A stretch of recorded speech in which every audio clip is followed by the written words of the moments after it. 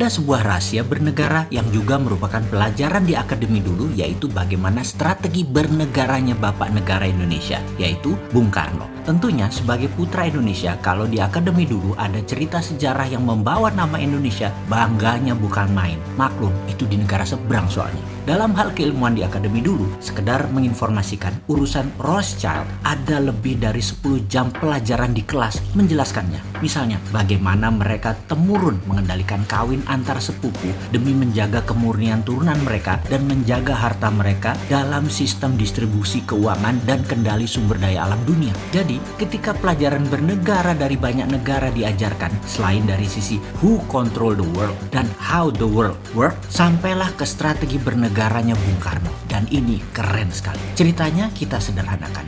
Di dalam membuat mineral 99,9%, misalnya emas, platinum, perak, itu prosesnya dari gunung, batuan atau tanah diambil, diproses tambang, dimasukkan smelter, di refining, jadilah metal murni. Metal murni dari mineral tambang. Proses membuat 1 kg emas dengan 1 ton emas ya sama saja mata rantainya. Disinilah kejeniusannya Bung Karno dimulai. Dia merasa mengapa harus menunggu mineral metal itu ada dulu baru kita manfaatkan sebagai alat jual beli metal atau alat tawar, dijadikan underlying terbitnya mata uang atau currency. Oleh Bung Karno apa yang dilakukan? Data di gunung, dihitung cost accountingnya, maka diperkirakan misalnya dengan kecepatan 10 tahun nantinya akan dapat 1000 ton emas misalnya. Maka ketimbang nunggu 1000 ton itu ada, rupiah di print saja senilai 1000 ton emas sekarang, di mana modal untuk membuat 1000 ton emas tersebut mulai dari mining proses hingga pemurnian refining, katakanlah 30%-nya lah.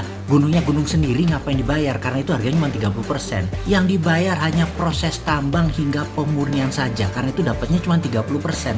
Yang 70% uang cetak tadi untuk membangun proyek produktif. Dan proyek produktif seperti industri tidak harus di Indonesia, bisa di luar negeri. Proyek industri tadi adalah underlying lapis kedua selain emas dan hasil metal mineral tambang di Indonesia tadi. Dengan ide tadi, maka di tahun 1955 sebagai dasar undangan 50 negara hadir di Indonesia dalam konferensi Asia Afrika, dikatakan bahwa mereka atau kita bersama-sama akan membangun poros tengah negara non-blok, tidak miring ke Soviet, tidak miring ke NATO Amerika. Non-blok akan membangun kekuatan ekonomi dengan porosnya Indonesia dan akan membiayai banyak proyek industri di negara-negara non-blok. Apa yang terjadi? Benarlah hadir pemimpin revolusi dari setiap negara dalam undangan tadi. Tiongkok, India, Pakistan, Mesir, Korea Utara, Kuba, semua tokoh revolusioner semua mengharap dukungan Indonesia. Bayangkan ada Nehru, Gamal Abdel Nasser, Bhutto, Mao, dan tokoh legendaris dunia lainnya hadir di Bandung, kota kecil dari negara yang baru 10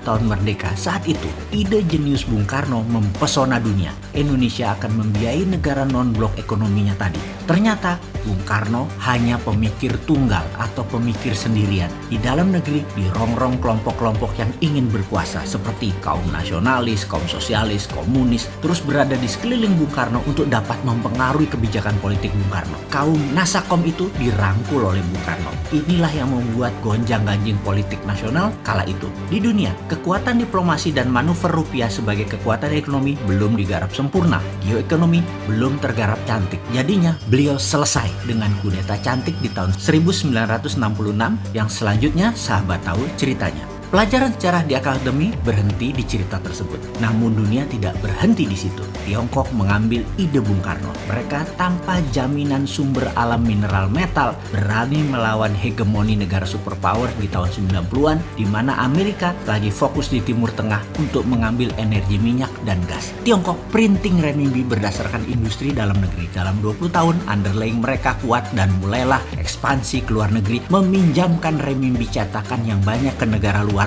dengan nama obor, One Belt, One Road. Lebih sempurna rencana Tiongkok bukan hanya meminjamkan renminbi, tetapi juga teknologi, peralatan permesinan, tenaga kerja, semua harus dari Tiongkok. Sempurna rencana mereka jauh lebih baik daripada rencana awal Bung Karno. Ide Bung Karno jenius, tapi anak cucu dan putra para bangsa nggak paham akan geopolitiknya Bung Karno. Strateginya mudah dibaca waktu itu dan mudah dipatahkan karena Bung Karno sendirian. Sekarang, mengapa kita tidak sempurnakan lagi ide Bung Karno, ide Patih Gajah Mada, ide Tiongkok dengan menggunakan sumber daya alam dan rupiah? Beranikah kita melakukannya? Sekarang kita tidak boleh terjebak obor Tiongkok lagi dan permainan hutang serta bunga IMF Amerika. Kita harus bermain cantik di antara dua kekuatan. Dengan kekuatan mineral road, kita mengingatkan jangan miring ke Amerika, jangan miring ke Tiongkok. Saat ini kita miring ke salah satu sisi. Kita tidak netral lagi. Kita bisa dilihat menyalahi amanah undang-undang sebagai negara netral, negara bebas aktif. Dan informasi ini hanya mengingatkan, gunakan lebih dari satu hati di dalam mengelola negara. Hati-hati.